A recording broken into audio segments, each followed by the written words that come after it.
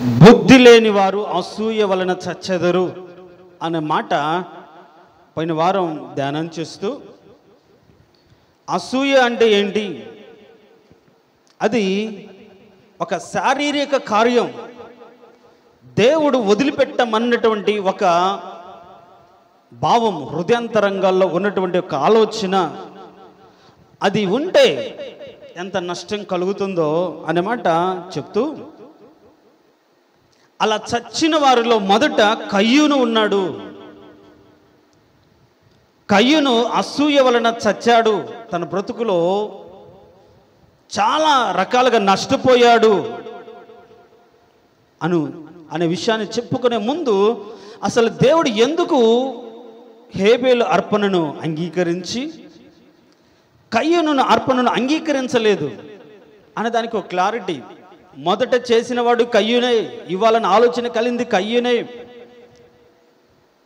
ఇంకా ఆ వంశాన్ని మనం చూస్తే సేద్యపరిచే విషయంలో, భూమిని సేద్యపరిచే విషయంలో, మ్యూజిక్స్ అక్కడ స్థానికను అంటే పిల్లని గ్రోవికి ఆద్యులు ఆ కుటుంబం వారే.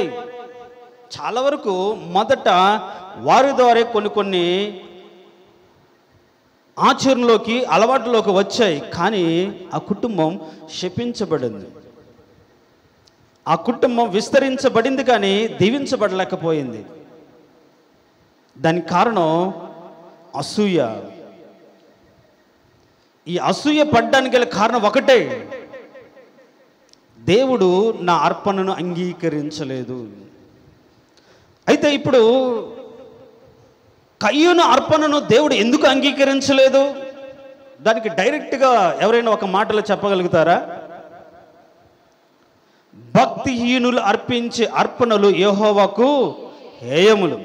ఇంకా దురాలోచన కలిగి దేవునికి అర్పిస్తే అది మరీ హేయము అని రాయబడింది. దేవుడు వద్దన్నాడు, కాదన్నాడంటే వాళ్ళ హృదయంలో ఏదో ఒక దురాలోచన ఉంటుంది, భక్తిహీనత ఉంటుంది. కాబట్టే దేవుడు ఇచ్చినా తీసుకోడు, అంగీకరించడు. ఈ విషయం పాపం కయ్యూనుకు అర్థం కాలే. నేను కదా మొదట. చాలామంది అదే నేను కదా మొదట అంటారు, అనుకుంటారు. దాన్ని బట్టి నష్టపోతాం. మరి కయ్యూ ఏ విధంగా నష్టపోయాడు? కయ్యూను ఏమి అర్థం చేసుకోలేక నష్టపోయాడు? దేవుడు ఒక వ్యక్తిని అంగీకరించాలంటే ఇచ్చే దాన్ని బట్టి కాదు, ఇచ్చే వ్యక్తిని బట్టి ఉంటుంది. దేవునికి స్తోత్రం, హల్లెలూయ. అంటే వ్యక్తిని బట్టి ఉంటుందంటే గొప్పవారు ఇస్తే తీసుకుంటాడా? ధనవంతులు ఇస్తే తీసుకుంటారా? కాదు, ఆ వ్యక్తి యొక్క మనస్తత్వాన్ని బట్టి అంగీకరిస్తాడు. దేవునికి స్తోత్రం, హల్లెలూయ. దేవునికి స్తోత్రం, హల్లెలూయ. నేనంటాను, మరి ఈ 3 రోజులు చాలామంది పాటలు పాడారు కదా. ఈ పాటలు పాడిన వారు గ్రూపులుగా పాడారు, అవునా కదా? ఇప్పుడే మీకు అర్థమైపోయి ఉంటుంది. గ్రూపులుగా పాడిన వారిలో కొందరు నిలబడి పాడడానికి కొందరు భయపడ్డారు. కొందరు ఆ టయానికి మ్యూజిక్తో పాటు పాడడానికి రాగం మర్చిపోయి ఉంటారు. కొందరు తడబడి ఉంటారు. ఇప్పుడు బాగా పాడిన వారు ఒకవేళ బాగా పాడని వారి గురించి మనసులో ఏమైనా అనుకున్నారా? అబ్బా ఏమనుకోలేదు పాపం. దేన్ని బట్టి వచ్చింది? నేను పాడాను. ఏం పాడారు వాళ్ళు? ఈ బేసిక్ కార్యం అసలు ఏంటది? శరీర కార్యం, దేవుడు అసహ్యించుకునే ఒక కార్యం. అఫ్కోర్స్ నీకున్న ఆ స్టెబిలిటీని బట్టి, జ్ఞానాన్ని బట్టి నువ్వు పాడావు. దేవుడు నీకు ఇచ్చిన అవకాశాన్ని సక్రమంగా వినియోగించుకున్నావు, దాన్ని బట్టి సంతోషపడాలి. ఇక్కడే పోయిన వారమంతా అసూయ గురించి విని వాళ్ళ గురించి మాట్లాడుకోవడం కానీ, కామెంట్ చేయడం కానీ, ఇంకొకరితో చర్చించడం కానీ చేస్తే వాళ్ళు దేనితో చేశారు అంటే ప్రేమతో చేశారా? నేను ఒకరికి చెప్పాను, అమ్మా అది కాదు, ఇంకోసారి బాగా వచ్చిన పాట పాడని నేను చెప్పాను. అది ద్వేషంతోనే కాదు కదా. ఎవరి గురించి అలాంటి ఆలోచన చేయం, ఒక అవకాశం. కానీ రకరకాలుగా మాట్లాడుకున్న వాళ్ళు ఉన్నారు, కరెక్ట్ కాదు. ప్రోత్సహించే మనస్తత్వం రావాలి. మొదట నిలబడ్డ తర్వాత తడబడ్డా దాన్ని ఈ మామూలుగా పెర్ఫార్మెన్స్ అప్రైజల్ అంటారు. మామూలుగా లోక సంబంధంగా అప్రిషియేషన్ చేయాలి. నీవు అసలు ఎప్పుడు పాడలేదు కానీ ఈసారి బాగా పడ్డావు, ఇంకొకసారి ఇంకొద్ది జాగ్రత్తగా పాడవు, ఇంకా బాగా పాడవచ్చు అని వాళ్ళు అప్రిషియేట్ చేస్తే వాళ్ళు బలం పొందుకుంటారు, ఇంకొకసారి పాడడానికి ధైర్యపరచబడతారు. చులకనగా మాట్లాడి దెప్పి పొడిచి అబ్బో ఇందుక ఈమె నిలబడింది వీడియో కోసం, అందరికి ముందు నిలబడాలి అని మాట్లాడితే ఇంకొకసారి వాళ్ళు ముందుకు రారు. భయం ఉంటుంది, పాడాలని ఆశ ఉంటుంది, కానీ బయటపడాలని కోరిక మాత్రం అణగదొక్కుంటారు. కాబట్టి మనం అలా ఉండకూడదు. దేవునికి స్తోత్రం, హల్లెలూయా. బైబిల్ చాలా డైరెక్ట్గా ఉంది. కయ్యూను వంటి వారే మీరు ఉండకూడదు. కారణం ఏంటి? ఆ మాట చూద్దాం, చూడండి. యోహాను రాసిన మొదటి పత్రిక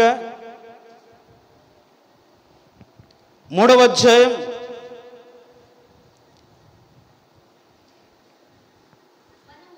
12వ వచనం.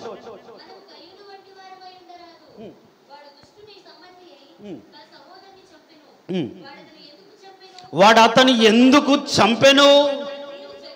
తన క్రియలు చెడ్డవి, తన సహోదరుని క్రియలు నీతి గలవై ఉన్నందునే కదా. గమనించండి, ఒకవేళ మనం అలాంటి క్రియ చేయకపోయినా, అలాంటి స్థితిలో నిలబడలేకపోయినా, మనం వాడబడకపోయినా, మన ఆలోచనలు చాలా కంట్రోల్గా ఉండాలి. దేవునికి స్తోత్రం, హల్లెలూయా. ఎమోషనల్ ఇంటెలిజెన్స్ అంటారు. మనకు వచ్చే ఆలోచనలు కంట్రోల్ చేసుకోవాలి. నేను కంట్రోల్ చేసుకోలేను ఏంటంటే నష్టపోతావు. ఈ ఎమోషన్స్ గురించి మనం చెప్పుకున్న టాపిక్ అసూయ అని ఇంగ్లీష్లో జెలసీ అంటారు. దాని గురించి జనరల్గా ఏమంటారంటే jealousy is the complex emotions that describes different ways అని ఉంది. అది అసూయ రకరకాలుగా అంటే కనపరచబడుతూ ఉంటుంది. అంటే ద్వేషం అసూయలోని భాగం, మత్సరం అసూయలోని భాగం, పగబట్టడం అసూయలోని భాగం. ఎందుకు ఈ అసూయ అంటే కొందరు హెచ్చించబడిన దాన్ని బట్టి మనం ఆ స్థితిలో లేవని ఆలోచన, కొందరు దీవించబడ్డారు కాబట్టి ఆ స్థితిలో లేనని ఆలోచన. అందుకనే ఈ అసూయ అనేది అసంతృప్తిని బట్టి పుడుతుందని మనం పోయిన వారమే చెప్పుకున్నాం. దేవునికి స్తోత్రం, హల్లెలూయా. దేని పుడుతుంది? అసంతృప్తి. అది ఏదైనా సరే. ఎప్పుడొస్తుంది అసంతృప్తి? ఎదుటి వారికి ఉండి మనకు లేకపోతే కలిగేదే అసంతృప్తి. మనం కోరుకున్నది జరగకపోతే వచ్చేదే అసంతృప్తి. ఎప్పుడు అనే ఫీలింగ్ ఉంటుంది. అది అసంతృప్తితో వచ్చినటువంటి ఒక భావం, అది ఎక్స్ప్రెషన్ అంతే. కాబట్టి దేవుని సన్నిధిలోకి వచ్చిన తర్వాత రక్షించబడి దేవుని ఎరిగి ఆయన నామమున బాప్తిసం పొంది నీతియుక్తమైనటువంటి ఆలోచనతో బ్రతకాలని వారి జీవితాల్లో అసూయ ఉండకూడదు. అది చిన్నపిల్లల మనస్తత్వం, అది ఒక శరీర కార్యం. కానీ ఆలోచన చేస్తే అసలు బేస్ గర్వానికి మూలం అసూయ అనిపిస్తుంది. సాతాను దేవుడితో కూడా తను తాను పోల్చుకోవడానికి గర్వం. కానీ దాని వెనకున్న కారణం ఏంటంటే ఏం తక్కువ నాకు, ఆయన ఈత అందరితో సర్వలోక ప్రజలతో పరిశుద్ధ గణపరచబడుతున్నాడు, నాకు కూడా అంత లేదా, నేను అలా చేసుకోలేనా అనే ఇంటర్నల్గా ఉన్నటువంటి ఒక ఫీలింగ్ అసూయతోనే తను తను గర్వించుకుని నాకు సామర్థ్యం ఉంది, నేను చేయగలుగుతాను, నేను హెచ్చించుకుంటాననే ఆలోచన. దాన్ని బట్టే మనకు తెలియకుండా అసూయపడుతుంటాం, మనకు తెలియకుండా మత్సరపడుతుంటాం, మనకు తెలియకుండా ఎదుటి వారి విషయంలో ద్వేషాన్ని ప్రదర్శిస్తుంటావు, కాని మాట పలుకుతుంటావు. వీటన్నిటి కారణం అంటే ఏదో ఒక మూల వారి పట్ల అసంతృప్తో, వారు దీవించిన దాన్ని బట్టి నీకు లేదనే తలంపును బట్టి కలిగిన అసంతృప్తి కారణమై ఎదుటి వారి విషయంలో ఒకలాంటి అసూయను కలిగి ఉంటారు. కాబట్టి మనం కయ్యూను వంటి వారమై ఉండకూడదు. దేవునికి స్తోత్రం, హల్లెలూయా. దేవునికి స్తోత్రం, హల్లెలూయా. కయ్యూను అసూయను బట్టి ఏం చేశాడంటే, కొన్ని మాటలు చదువుకొని ఈరోజు అసూయను బట్టి మన జీవితంలో కలిగేటువంటి పర్యవసానాలు ఏంటి, దాని యొక్క ప్రతిఫలాలు ఏంటో మనం ఆలోచన చేద్దాం. చూడండి ఒక మాట, ఆదికాండం 4వ అధ్యాయం 5వ వచనం. కయ్యూనును అతని అర్పణను ఆయన లక్ష్య పెట్టలేదు కాబట్టి, చాలు కాబట్టి ఇప్పుడు కారణం ఏంటి? ఇప్పుడు ఈయన అసంతృప్తికి కారణం ఏంటి? దేవుడు లక్ష్య పెట్టలేదు. అక్కడ ఇంగ్లీష్లో హానర్, గౌరవించలేదు, రెస్పెక్ట్ ఇవ్వలేదు. అందుకని రెస్పెక్ట్ అనే పదం వాడారు ఇంగ్లీష్ బైబిల్. అంటే గౌరవించలేదు, అతని అర్పణ త్రోసివేసినట్టుగా, నాకు అవసరం లేదు అన్నట్టుగా ఉంది. ఈ దాన్ని బట్టి అంటే దేవుడు నేను ఇస్తే తీసుకోడా, నేను కదా మొదట ఇచ్చాను, నేను కదా ఎవరికి రాని ఆలోచన చెప్పింది నేను కదా, చేసింది నేను కదా, కానీ నా మాటే నేను చెప్పినట్టుగా, నేను కోరినట్టుగా నన్ను చూసి రెండో వాడికి ఇస్తే ఆయన అంగీకరిస్తాడా అని ఆలోచన బట్టి, కాబట్టి అని అక్కడ రాయబడింది. మన జీవితాల్లో అర్థం చేసుకోవాలి. అతి ముఖ్యమైన పాయింట్ ఏంటంటే, ఒకరు దీవించబడుతున్నారు, ఒకరు హెచ్చించబడుతున్నారంటే కారణం హెచ్చించేవాడు దేవుడే. అందుకనే తూర్పు వలనైనను పడమటి వలనైనా హెచ్చించబడడు. ఒకరిని హెచ్చిస్తాడు, తగ్గిస్తాడు. దేవుడే ఒకరిని హెచ్చించును, ఒకరిని తగ్గిస్తాడు. కానీ ఎవరిని హెచ్చిస్తాడు? ఎవరైతే ఆయన మార్గములను అనుసరించి నడుచుకుంటారో వారిని హెచ్చిస్తానని బైబిల్లో రాయబడింది. ఎవడైతే తను తగ్గించుకుంటాడో వాడు హెచ్చించబడతానని బైబిల్లో రాయబడింది. కానీ మనం తగ్గించుకోం, మనం తగ్గి ఉండడానికి ప్రయత్నించాం. ఎప్పటికప్పుడు మన డాంబికం ప్రదర్శించడానికి, అనేకులు తెలియజేయబడడానికి ఆలోచిస్తాం. ఇంకెప్పుడు దేవుడు నిన్ను హెచ్చిస్తాడు? ఆయన మార్గం అనుసరించకుండానే నువ్వు కోరుకుంటావు. దేవుడు ఎందుకు హెచ్చిస్తాడు నిన్ను? నీవు ఆయన మార్గములు అనుసరించిన ఎడల ఆయన నిన్ను భూలోకమును స్వతంత్రించుకున్నట్లుగా హెచ్చిస్తాడని రాయబడి ఉంది. రెఫరెన్స్ చెప్పాను, ఒక ఎత్తుకుతూనే ఉంటారు. కాబట్టి నేను దీవించబడాలి, హెచ్చించబడాలంటే ఫస్ట్ ఆయన మార్గాన్ని నువ్వు అనుసరించాలంటే నువ్వు తెలుసుకోవాలంటే సంఘముల్లోనే అది తెలియజేయబడుతుంది. కాబట్టి సంఘానికి రావు, వాక్యం వినవు, అర్థం చేసుకోవు, కానీ దీవెనలు కావాలి. ఊరికే వస్తాయి పొలోమనే దీవెనలు. నా కుటుంబం దీవించబడాలి, నా కుమారులు దీవించబడాలి, వారు ఒక స్థాయిలో ఉండాలి. జరగదు. నువ్వు మందిరానికి సక్రమంగా వచ్చి నేర్చుకొని దాని ప్రకారంగా నడిస్తే నిన్ను, నీ కుటుంబాన్ని దేవుడు దీవిస్తాడు, హెచ్చిస్తాడు. దేవునికి స్తోత్రం, హల్లెలూయా. అంటే అంగీకరించడానికి గల కారణం దేవుని చిత్తానుసారంగా, ఆయన ఇష్టానుసారంగా అర్పించాడు. అదే శ్రేష్టమైనది. ఆయన ఆశపడదు క్రొవ్విన వాటిని, తోలుచూలు దేవునిదని ఎరిగి వాటిని, మొదటి ఫలాన్ని, మొదటి ప్రాధాన్యతను దేవునికి ఇచ్చి దేవుణ్ణి గణపరిచాడు హేబెలు. మన మొదటి ప్రాధాన్యత దేవుని ఇయ్యం, చివరిలో వస్తాం. కానీ మళ్ళీ మనల్ని గమనించాలి. అందరి మనల్ని తెలియజేయబడాలి. కరెక్ట్ కాదు. నువ్వు మొదట వస్తే నీ భయాన్ని బట్టి, నువ్వు దేవుని దగ్గరకు వచ్చిన దాన్ని బట్టి, నాకు భయపడుచున్న వాడిని ఎరిగి దేవుడు నీ పట్ల ఒక కార్యం జరిగిస్తాడు. దేవునికి స్తోత్రం, హల్లెలూయా. కాబట్టి ఈరోజు నీ జీవితంలో నువ్వు మొదట ఏది చేసినా, మొదట నువ్వు ఏమిచ్చినా, నువ్వు ఎలా బ్రతికినా అది అంగీకరించబడలేదంటే కారణం నువ్వు మొదటే చేసినా దేవుడు చెప్పినట్టు చేయలేదని అర్థం. ఎవరికి రాని విధంగా నువ్వు చేసినా నువ్వు ఆయన చెప్పినట్లుగా చేయలేదు. ఎక్కడైనా సరే ఆయన చెప్పినట్లు చేయాలి, కానీ మన ఇష్టానుసారంగా చేయడానికి వీలు లేదు. వాక్యానుసారంగా అంతే. క్రైస్తవుడు క్రీస్తుని ఎరిగినవాడు, క్రీస్తు సత్యాన్ని తెలుసుకున్నవాడు ఆయన చిత్తాన్ని నెరవేర్చడానికి బ్రతకాలి తప్ప వాడి ఇష్టాలు నెరవేర్చుకోవడానికి దేవుణ్ణి ఏమంటారు, ఒక పావుగా ఏది అడిగితే ఆయన ఇచ్చేవాడు, అడిగే దీవించేవాడు వాడుకోకూడదు, కరెక్ట్ కాదు. కాబట్టి ఈరోజు నువ్వు దేవుని చిత్తాన్ని ఎరిగగలిగి ఉన్నావా? ఒకరు అంగీకరించబడ్డారంటే ఏ విషయంలో దేవుని చిత్తాన్ని వాళ్ళు నెరవేర్చారు, ఏ విషయంలో పద్ధతిగా ఉన్నారు, ఏ విషయంలో భయభక్తులు కలిగి ఉన్నారు, ఏ విషయంలో వారు సమాధానం కలిగి బ్రతుకుతున్నారు, ఎందుకు అలా బ్రతికారు అని అర్థం చేసుకో. ఒకవేళ నేను అలా ఉండాలని ఆలోచన బ్రతుకులో రావాలి తప్ప వారి మీద అసూయ మనం పడకూడదు. అసూయతో వారి గురించి మనం మాట్లాడుకోకూడదు. మాట్లాడాడు కయ్యూను, మాట్లాడలేదా? మాట్లాడాడు. అక్కడ రాయబడింది చూడండి, వారు పొలంలో మాట్లాడినట్లుగా అక్కడ రాయబడింది చూడండి. 8వ వచనం, కయ్యూను తన తమ్ముడని హేబేలుతో మాట్లాడాను. ఏం మాట్లాడింటాడు చెప్పండి? ఏం మాట్లాడింటాడు? నువ్వు పెద్ద గొప్ప, అంగీకరించాడని, దేవుడు అంగీకరించాడని ఫీల్ అవుతున్నావేమో, అంత సీన్ లేదు నీకు అని కించపరిచే విధంగా, బాధపరిచే విధంగా మాట్లాడిండవచ్చు. అందుకని ఇందాక చెప్పాను, కొందరు బాగా పాడలేకపోయి ఉండొచ్చు, కొందరు అనుసరించలేకపోయి ఉండవచ్చు, కానీ వారిని కించపరిచే విధంగా వారి గురించి చెడుగా నువ్వు మాట్లాడుకుంటే నీ స్వభావం కయ్యూను లాంటిదే, మత్సరంతో కూడుకున్న దానివే, మత్సరంతో కూడుకున్న వాడివే. కరెక్ట్ కాదు. అది నీకు దీవెన ఎంత మాత్రం కాదు.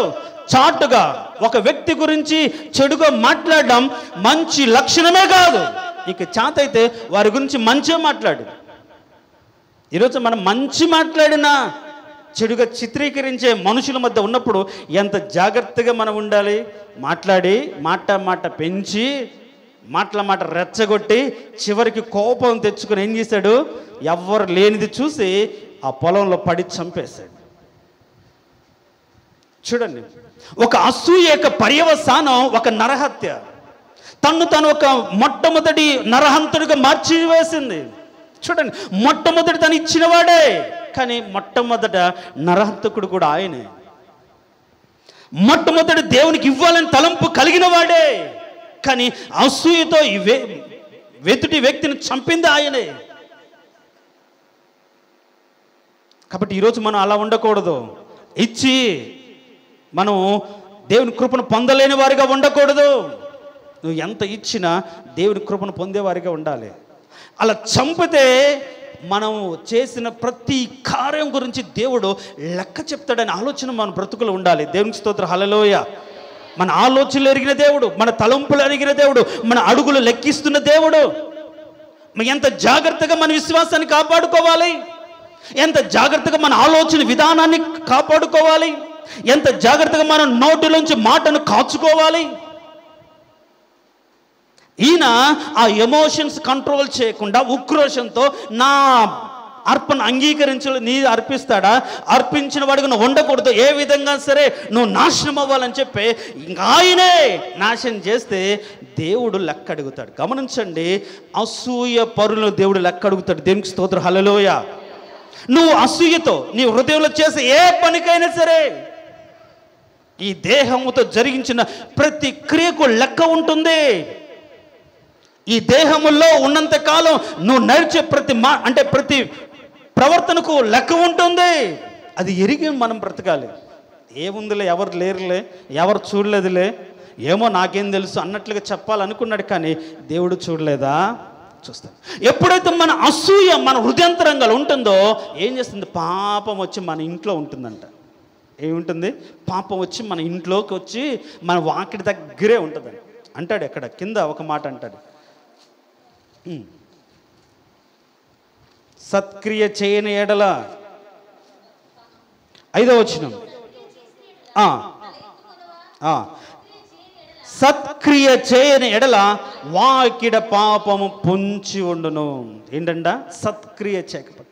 ఎప్పుడైతే అసూయ తన హృదయంలోకి వచ్చిందో, హేబేలు అంటే పగ వచ్చింది, ద్వేషం వచ్చింది. ఎప్పుడైతే దేవుడు అంగీకరించలేదు అనే ఆలోచన రాగానే అసూయ మొదలైందో, పాపం వచ్చి తన ఇంట్లో ఉండి ఆ పాపం అతన్ని ఎలా రేపింది. సర్లే, నా తమ్ముడే కదా, ఎవరు అర్పిస్తే ఒక ఇంటి నుంచి వచ్చిందే కదా, ఒక ఇంట్లో ఉన్నా వారికే పేరు రావాలి, వారినే గణపరచాలి, వారికే మంచి పేరు ఉండాలి. ఇద్దరు అన్నదమ్ములున్నా, ఇద్దరు అక్క చెల్లెలున్నా మా పిల్లలు అనిపించుకోవడానికి బ్రతుకుతుంటారు, మేము అనుకోవడానికి బ్రతుకుతుంటారు. సరేలే, ఇంకొకసారి దేవుని కృపలో ఇంకొక అర్పణ అర్పించి పొందుకోవాలని ఆలోచన లేకుండా ఒకే ఇంటిలో ఉండినా, ఒకే చోట ఉండినా ఏం చేశారంటే ఆ పాపం పొంచి ఉండేటప్పటికి ఏం కలిగిందంటే చంపాలనే ద్వేషం తన బ్రతుకులకు వచ్చింది. దేవునికి స్తోత్రం, హల్లెలూయా.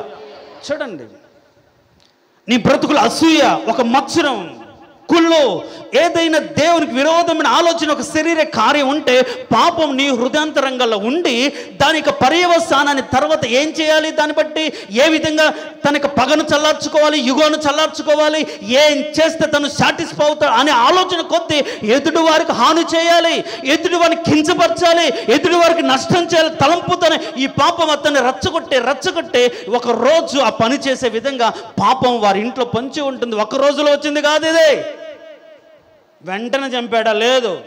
రోజు పొలానికి వెళ్ళేవాళ్ళు, రోజు మాట్లాడుతుండేవాళ్ళు.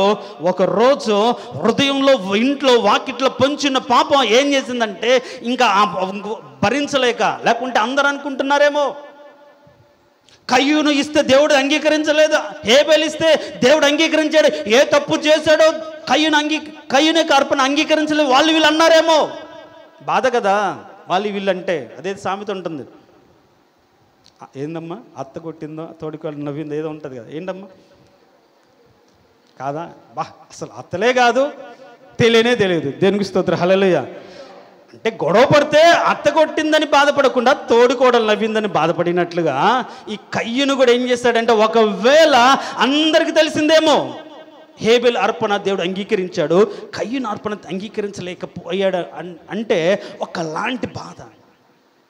గమనించండి, ఒకవేళ ఆ విధంగా నువ్వు తిరస్కరించబడిన వ్యక్తిగా ఉండినా నువ్వు దేవుని అడగాలి, ఎందుకు ప్రభువా నేనే తప్పు చేశాను, ఎందుకు నా అర్పణ అంగీకరించలేదు, ఎందుకు నన్ను దీవించలేదు, ఏ తప్పు, ఏ లోపం, ఏ పాపం నా బ్రతుకులు ఉంది నాకు తెలియచేయి ప్రభువా. అంతే కదా దావీదు చేశాడు ప్రార్థన. ఏమంటున్నాడు?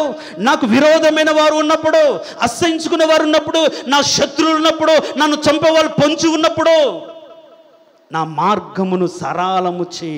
దేవునికి స్తోత్రం, హల్లెలూయా. నేను సరళమైన మార్గంలో నడుచున్నట్లుగా నీవు నాకు బోధించు. అంత ఉన్నతమైన మాట అండి. ఎవరు తనకు అందరు వ్యతిరేకంగా ఉన్నప్పుడు దేవుని చిత్తానికి లోపడాలనే తత్వం ఎంత గొప్పది. నీ ఇష్టాలు పక్కన పెట్టి దేవుడు ఏం చెప్పాడో చేయాలని ఆశ ఎంత గొప్పది. నీ కలిగిన కోపం, ఆవేశం, ఉద్రేకం, వీటన్ని పక్కన పెట్టి ప్రభువా ఈ టైంలో నన్ను ఏం చేయాలో నన్ను నడిపించనే ఆలోచన ఎంత గొప్పది. అలాంటి ఆలోచన కయ్యూనుకు లేకుండా పోయింది. కారణం ఏంటంటే పాపం తన ఇంట పొంచి ఉండి చంపే విధంగా ప్రేరేపించింది. అసూయ ఏం చేసిందంటే ఒక వ్యక్తిని చంపే విధంగా ప్రేరేపించింది.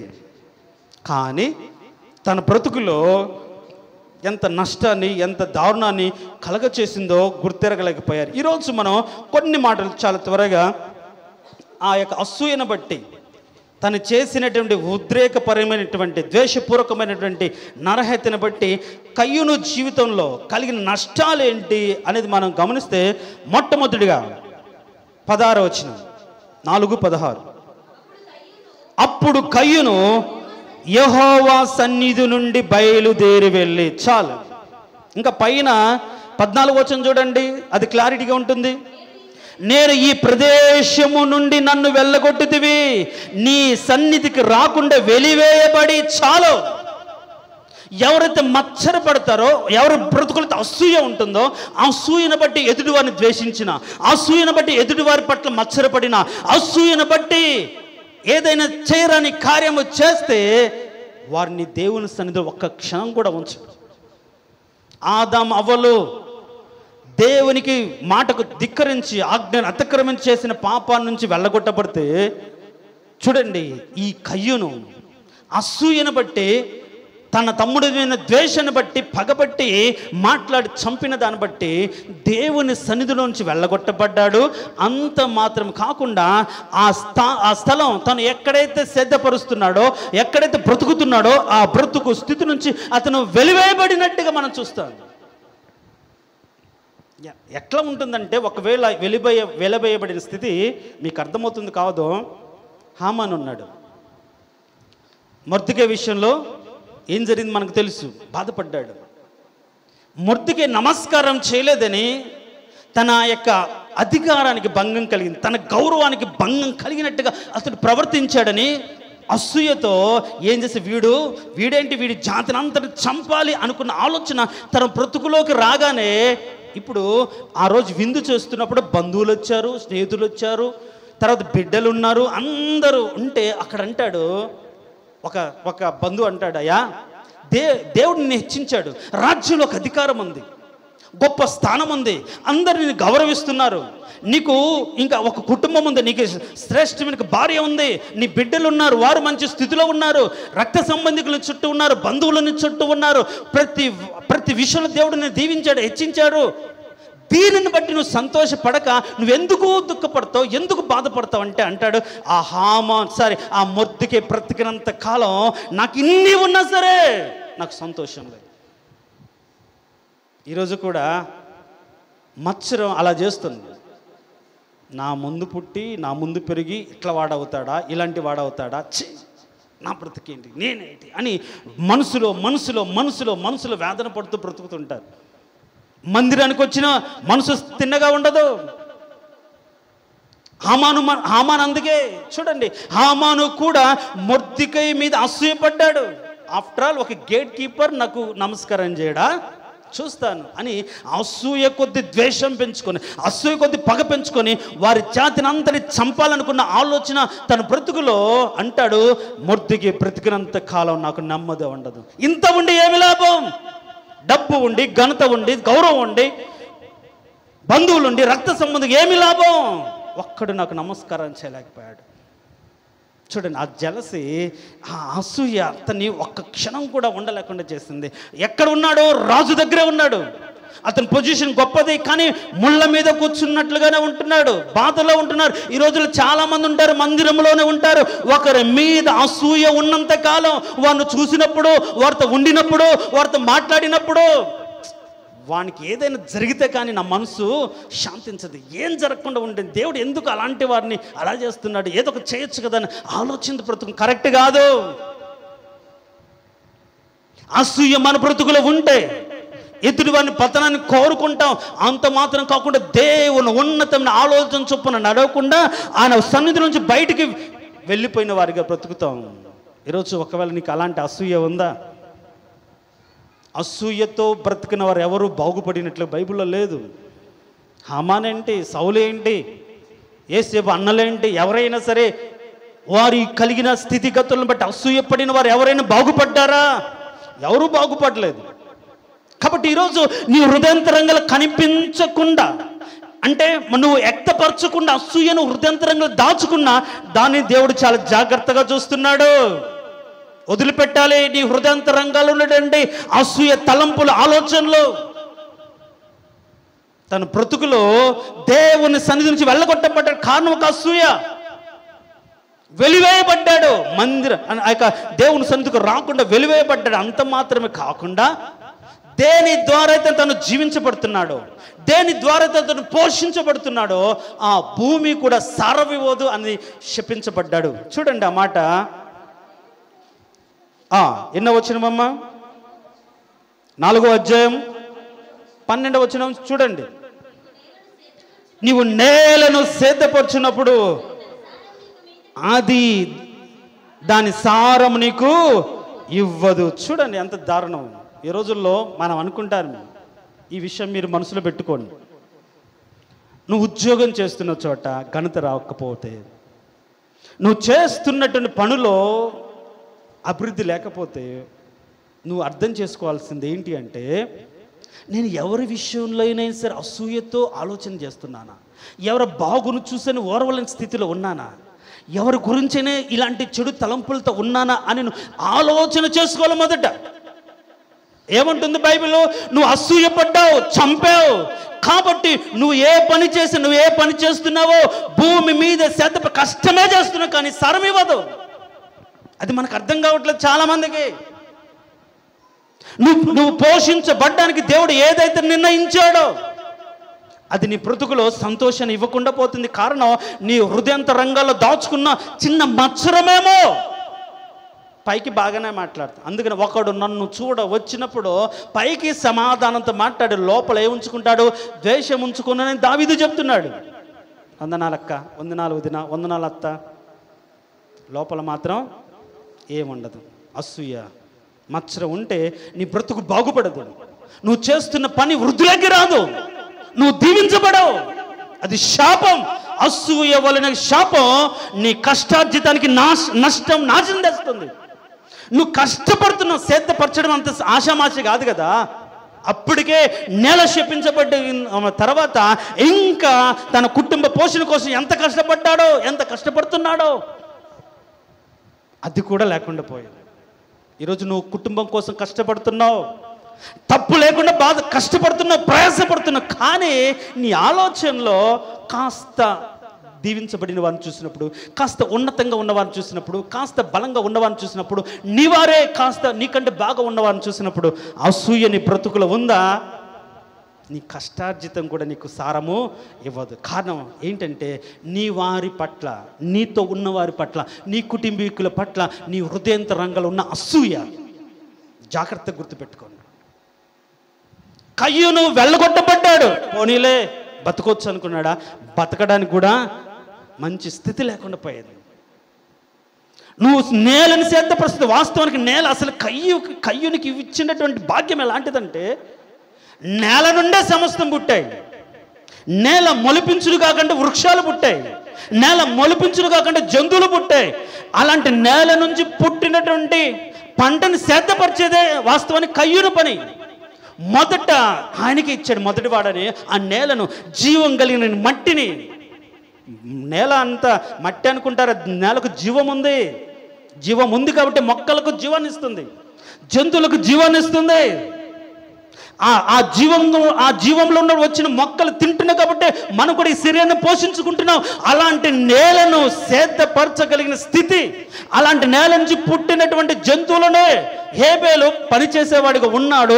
ఆయనకంటే ఉన్నత భాగ్యం కలిగినప్పటికీ ఆ మొదటి కృపను, మొదటి భాగ్యాన్ని, ఆ నేలను సేదపరిచే కృపను తన తండ్రికి ఏ విధంగా ఇచ్చాడో, నేలను సేదపరచడకు, తోటను సేదపరచి నియమించాడో, ఆ భాగ్యాన్ని కయ్యూనికి ఇచ్చినా అసూయ వలన పోగొట్టుకున్నాడు. మనకి నేను ఏం తప్పు చేశాను, నాకు ఇలాంటిది అనుకుంటే, నువ్వు ఏం తప్పు చేయాలా? ఏ దొంగతనం చేయలేదు, వ్యభిచారం చేయలేదు, హృదయంలో మత్సరపడుతున్నావు అంతే. అదొక్కటి చాలు నీ బ్రతుకు నాశనం అవ్వడానికి. అర్థమవుతుంది నా మాటలో? జాగ్రత్తగా ఉండాలి. హృదయంలో ఉన్న పాపాన్ని బట్టి నీ బ్రతుకు స్థిరపరచబడుతున్న ఆలోచన కలిగినప్పుడు ఎంత జాగ్రత్తగా ఉండాలి. ఒక పాపం నీ బ్రతుకుని శాసిస్తుంది. ఒక ఆలోచన, ఒక ఎమోషన్, ఒక భావం నీ బ్రతుకునంతటిని శాసిస్తుందని తెలుసుకున్నప్పుడు ఎంత జాగ్రత్తగా నీ ఆలోచనలు ఉంచుకోవాలి. అసూయను బట్టి దేవుని సన్నిధిలోంచి వెళ్ళగొట్టబడ్డాడు. అంత మాత్రమే కాకుండా ఆ పనిలో, తాను చేస్తున్న పనిలో శాపగ్రస్తంగా, సారము లేని స్థితిలో వచ్చాడు. నేను ఎంత కష్టపడుతున్నా నా కుటుంబం బాగా పడట్లేదు అనుకుంటున్నావా? ఒకటే కారణం, నీ బ్రతుకులో ఎవరో ఒకరి మీద, నీ రక్త సంబంధికుల మీదనో, నీ సహోద్యోగుల మీదనో, కుటుంబీకుల మీదనో, సంఘస్థుల మీదనో, సంఘములో ఉన్న వారి మీదనో, ఎవరో ఒకరి మీద నీ మనసులో ఒకలాంటి అసూయ ఉంది. దాన్ని బట్టే నీ బ్రతుకులో సారం లేదు, దాన్ని బట్టి నీ బ్రతుకులో జీవం లేదు, దాన్ని బట్టి నువ్వు వృద్ధులకు రాకపోతున్నావు, దానిని బట్టే నువ్వు శపించబడిన స్థితిలో బ్రతుకుతున్నావు. చాలామందికి అర్థం కావట్లేదు. చాలామంది మాటల్లో అర్థమవుతుంది, ఎదుటి వారి పట్ల వాళ్ళకున్న ఫీలింగ్స్ ఏంటి అర్థమవుతుంది. చాలా జాగ్రత్త. నీ మాటలు మాట్లాడేటప్పుడు ఎదుటి వారిని బట్టి ఒకవేళ వాళ్ళు తప్పే చేసినప్పుడు నీకు అనవసరం, నువ్వు మత్సరపడకూడదు. భక్తిహీనులను చూసి నేను మత్సరపడ్డాను దావీదు అంటాడు. దాని పర్యవసాన్ని అనుభవించాడు. నీకెందుకు? ఒకటి క్రియ, వాడి స్థితి, వాడు దేవుని వల్ల కలిగిందే కాబట్టి నీవు అతని జడ్జి చేసి, నీవు తీర్పు తీర్చి వాడు అలాంటి వాడు అది ఇలాంటిది అని చెప్పాల్సిన అవసరం నీకు లేదు. అలా చెప్పే ఆలోచనతో నువ్వు బ్రతుకుతే నీ బ్రతుకులో ఏమీ వృద్ధులకి రాదు. అదే ఆ సత్యాన్ని నువ్వు అర్థం చేసుకో. అసూయ ఏం చేసింది? దేవుని సన్నిధిలోకి రాకుండా చేసింది. అసూయ తన కష్టార్జితంలో సారం లేకుండా చేసింది. అంత మాత్రం కాకుండా శపించబడిన వాడనాయి అంటాడు. దేవుడు శపించాడు. శపించబడి ఉన్న చోటను ఉండకుండా ఊర్లూర్లు తిరిగాడు, దేశమంతా తిరిగాడు, దేశ దిమ్మరైపోయాడు. ఈ రోజుల్లో కూడా చాలామంది ఆ సంఘం ఈ సంఘం అట్టో ఇటు తిరుగుతున్న వాళ్ళల్లో కారణం ఏంటంటే వారు నచ్చరు, కొందరు నచ్చరు. లోపడి బ్రతకాలి, ఒక చోట కట్టబడాలి, ఒక చోట ఉండాలని ఉండరు, అట్టు ఇటు తిరుగుతూ ఉంటారు. కారణం ఒకటే, అసూయ. ఒక చోట ఉండకుండా చేస్తుంది, దేశ దిమ్మరిగా మారుస్తుంది. నీ కుటుంబం ఒక చోట ఉండలేదు, నీ బిడ్డలు ఒక చోట ఉండరు, ఎక్కడెక్కడ ఉంటారో తెలియదు, పోనీ ఎక్కడెక్కడ స్థిరపరచలేదు, ఏమీ లేని స్థితిలో దరిద్రులై దేశ దిమ్మరులై ఒక చోట ఉండకుండా బతుకుతూ ఉంటే కారణం ఒక చిన్న పాపం. అది చిన్నదేం కాదు, మన బ్రతుకు అంతటి కారణం అది. అది అసూయ. చూడండి, కయ్యూను జీవితంలో అసూయ ఎంతటి భారీ పతనాన్ని, ఎంతటి భారీ మూల్యాన్ని చెల్లించుకుందో. ఈరోజు మనం కయ్యూను వంటి వారమై ఉండకూడదు. దేనికి స్తోత్రం, హల్లెలూయ. మనం కయ్యూను లాంటి వారిగా ఉండకూడదు. కయ్యూను నడిచిన మార్గంలో మనం నడవకూడదు. యూదా రాసిన పత్రికలు అంటాడు, కయ్యూను మార్గంలో మన్నాడు. ఏంటి కయ్యూను మార్గం అంటే అసూయతో బ్రతికాడు. ఎందుకు? తను ఇచ్చిన దాన్ని దేవుడు దేవుని మీద ఇంకా అంటాడు, నేను నీకు కావలేవాడినా అని నెపాలేసి నిందించి బ్రతికే ఒక మొండి ధైర్యం ఉంటుంది, నష్టపోతాం. కాబట్టి ఈరోజు కయ్యూను వంటి వారమై ఉండకూడదు. కారణం ఏంటంటే అసూయ కయ్యూనులో ఉంది. అసూయను బట్టి తన తమ్ముడిని చంపాడు. దాన్ని బట్టి ఏదైనా సరే ఆ తోటలోంచి లేకుండా ఆ దేవుని సన్నిధి నుంచి వెళ్ళగొట్టబడ్డాడు, దేశ దిమ్మరయ్యాడు, శపించబడ్డాడు. తన బ్రతికినంత కాలం గుర్తువేయబడ్డాడు, వీడు నరహంతకుడు అని గుర్తువేయబడ్డాడు. ఎవడైనా చంపుతాడేమో భయంతో బ్రతికాడు. అందుకనే ఎవడైనా నన్ను కనుగొని నన్ను చంపుతాడేమో అని ఫీల్ అవుతూ ఉంటాడు. ఎంత దారుణమైన బ్రతుకు. సర్లే ఈసారి కాదు ఇంకొకసారి అయినా సరే అని అంగీకరించే విధంగా బ్రతకాలని తగ్గించుకొని దేవుని సన్నిధికి రాకుండా, ఓర్వలేకుండా, ఓర్చుకోలేకుండా చేసిన దాన్ని బట్టి తన జీవితంలో ఇంతటి నష్టాన్ని, కష్టాన్ని తెచ్చుకున్నాడు. జీవితాన్ని మార్చేసింది తన బ్రతుకులో. కారణం ఒక అసూయ. కాబట్టి మన ఎమోషన్స్, మన ఆలోచనలు చాలా జాగ్రత్తగా ఉండాలి. వస్తుంటాయి, కానీ వెంటనే ఇది తప్పు అని గ్రహించి ఒప్పుకొని దేవుని సన్నిధిలో వదిలిపెట్టాలి. రాకుండా మానవు కదా, ఆలోచన రాకుండా మానవు కదా. ఆలోచనలు వస్తాయి, కానీ దాని ప్రకారంగా మనం బ్రతకుండా, జీవించకుండా వాటిని కంట్రోల్ చేసుకోవాలి. కాబట్టి మన తలంపులంతటికీ దేవునికి సమాధానం మనం కోరుకోవాలి. తలంపులు అంటే ఆలోచనలే. ఆ తలంపులో దేవుని సమాధానం కోరుకొని బ్రతకాలి. కాబట్టి మనం కయ్యూను వంటి వారై ఉంటే ఖచ్చితంగా మన జీవితాల్లో శాపగ్రస్తమవుతుంది. దేవుని సన్నిధికి రాకుండా వెళ్ళగొట్టబడతావు, దేశ దిమ్మరులమవుతావు. అంత మాత్రం కాకుండా మన కష్టార్జితం కూడా మనకు సారం ఇవ్వని స్థితిలో ఉంటుంది. వీటన్నిటి కారణం ఒకటే, ఒక అసూయ. మరి ఈరోజు అది లేని వారిగా బ్రతుకుదామా? తలలు వంచు. తలలు వంచిన మనం ఇప్పటి వరకు కొందరు విషయాల్లో మనం ఆ విధంగా ప్రవర్తించామేమో.